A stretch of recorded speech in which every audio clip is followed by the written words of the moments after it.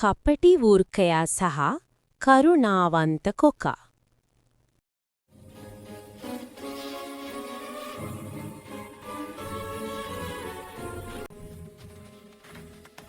එකමත් එක කාලෙක ඈත තියෙන ඝන කැලෑවක අලු පාට ලොකු වෘකයෙක් හිටියා.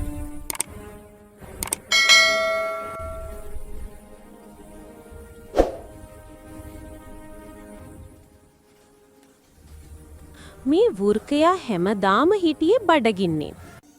දවසක් ඌට හම්බුණා හොඳම හොඳ ගොදුරක්. වෘකයා හරීම කෑදරකමින් ඒක කන්න ගත්තා. ග්ලග් ග්ලග් ග්ලග්. අනේ අවාසනාවට ඌට දැනුනේ නැහැ ලොකු මස් කටු කෑල්ලක් උගුරේ හිර වෙනවා.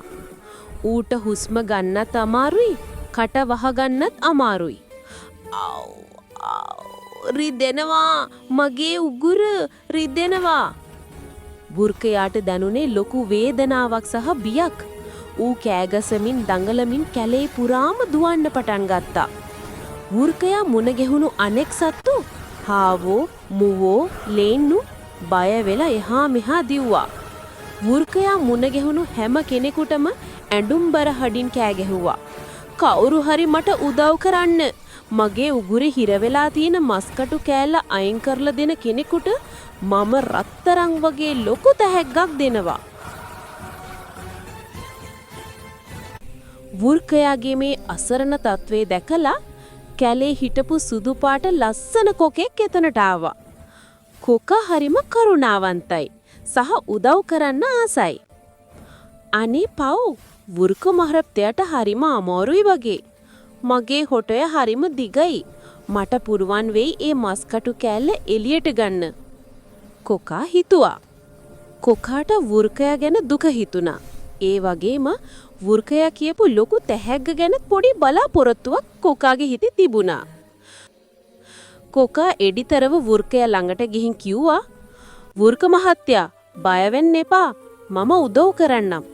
හැබැයි ඔයා මගේ හොටයටවත් මගේ ඔළුවටවත් කිසිම හානියක් කරන්න එපා, හොඳද?" වෘකයා වේදනාවෙන් කෑ ගැසුවා. "නෑ නෑ, මං ඔයාට හානියක් කරන්නේ නැහැ. ඉක්මනට මාව මේ වේදනාවෙන් බේරගන්න." ඉතින් කොකා හරිම දක්ෂ විදිහට සහ පරිස්සමෙන් තමන්ගේ දිගු හොටය වෘකයාගේ ලොකු තියනු දත් පේලි දෙක මදින් ඌගේ කට ඇතුළට දැම්මා. ඇඟිලි තුඩු වගේ හොටය භාවිතා කරලා උගුරේ ගැඹුරටම ගිහින් තිබුණු මස්කටු කෑල්ල අල්ලගත්තා. කිචීස්! මස්කටු කෑල්ල එළියට ආවා. "හෝ! මට දැන් හරිම සනිපයි. කොකා, ඔයා මාව බේරගත්තා." වෘකයා සතුටින් කෑ ගැසුවා. වේදනාව නැති වුණාම වෘකයාගේ මූණේ තිබුණේ නපුරු පෙනුමක්. කොකා හලිම සතුටින් වෘකයාගෙන් ඈතට ඇවිල්ලා හිමීට මෙහෙම ඇහුවා. "ඉතින් වෘක මහත්තයා, මම මගේ වැඩේ හරියට කරා නේද? දැන් ඔයා පොරොන්දු වුණු ලොකු තැහැග්ග මට දෙන්න පුළුවන් නේද?"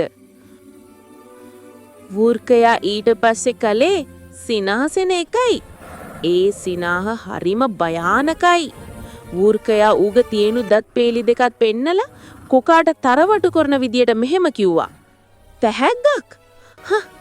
ඔයාට කෙලෙහි ගුණයක් තේරෙන්නේ නැද්ද කොකා? මං වගේ දරුණු වෘකයෙක්ගේ කට ඇතුළක ඔයාගේ ඔළුව දැම්මා.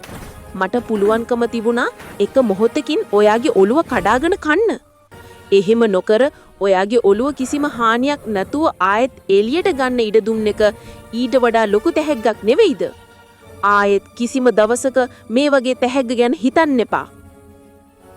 කරුණාවන්ත කොකා ටිකක් දුක් වුණත් වෘකයාගේ කටින් Taman බේරුණට ගෙන සතුටු වුණා.